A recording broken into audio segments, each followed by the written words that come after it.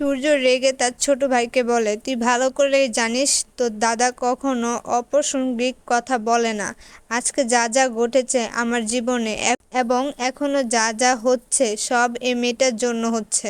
আমার জীবনটা এলোমেলো করে দিয়েছে, সব ওর জন্য হয়েছে। এইসব কথা সূর্য দীপাকে উদ্দেশ্য করে বলে। এতে দীপা অনেক কষ্ট পায় এবং কান্না করে।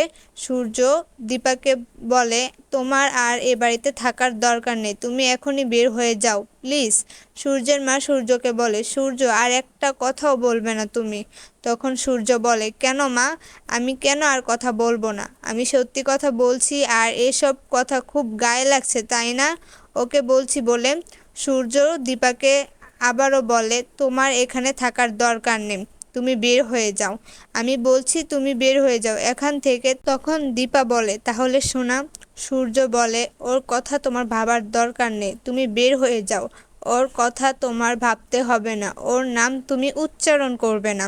আমি ওর বাবা, আমি ওরটা বুঝে নিব। ওর জন্য কি ভালো কি খারাপ তা আমি দেখব, তোমাকে দেখতে হবে না। তুমি বের হও আর এক মুহূর্তে এখানে থাকবে না। সূর্য খুব খারাপ ব্যবহার করছিল দীপার সাথে, দীপাকে অপমান করছিল। ঠিক তখনই সূর্যের মা চিৎকার করে বলে, দীপা যাবে না কোথাও, দীপা এ বাড়িতেই থাকবে, রূপাও থাকবে। আমি বলছি তো ওরা থাকবে, মানে ওরা এখানেই থাকবে। তারপর সূর্যের মা দীপাকে বলে, দীপা প্লিজ তুমি ওর কথা কিছু মনে করো না, প্লিজ প্লিজ, তোমার এ বাড়ি ছেড়ে যাওয়া দরকার নেই, এ বাড়ি ছেড়ে তুমি কোথাও যেও না। অন্যদিকে রূপা বলে, মা চলো, এখানে আর থাকতে হবে না, আমরা বাড়ি চলে যাই আর আমরা সোনাকেও নিয়ে যাব, চলো মা। তখন সূর্যের মা বলে, দিদিভাই এরকম বলো না। এরপর সূর্য বলে, রূপা এ কি বললে তুমি? তখন রূপা বলে, আমি ঠিকই বলেছি ডাক্তারবাবু, সোনাকে আমি নিয়ে যাব। তখন সূর্য বলে, এসব কথা কেন বলছো? কোথায় যাবে সোনা, আর কেনই বা যাবে তোমাদের সাথে? তোমার মা ওর কে হয়? এরপর রূপা বলে, আমি কেন নিয়ে যাব না সোনাকে?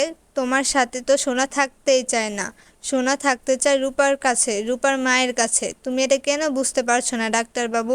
বন্ধুরা, আপনারা যদি আমার চ্যানেল নতুন হয়ে থাকেন তাহলে প্লিজ প্লিজ আমার চ্যানেলটা সাবস্ক্রাইব করে দিবেন। এসব কথা শুনে সূর্য রূপাকে রেগে বলে, রূপা তুমি ছোট ছোটর মতো থাকবে, বড়দের মাঝখানে কথা বলবে না।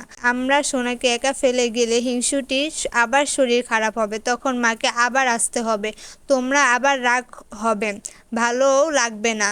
দেখো রূপা বড়দের মধ্যে কথা বলতে চায় না, কিন্তু বড়রা যদি রূপাকে জোর করে তখন রূপা কি করবে বলো? রূপার সমস্ত কথা শুনে সূর্যের মাথা নিচু করে রাখে। ওদিকে সূর্যের ছোট ভাই বলে, রূপা ছোট হলেও কথাগুলো কিন্তু ঠিকই বলেছে। তখন রূপা দীপাকে বলে, চলো মা, আমরা ওকে নিয়ে আসি, তুমি হিংসুটিকে নিয়ে যাবে না। দীপা বলে, না, আমি সোনাকে নিয়ে যাব না, কারণ এটা সোনার নিজের বাড়ি, কারো বাড়ি থেকে কাউকে নিয়ে যাওয়া ঠিক না।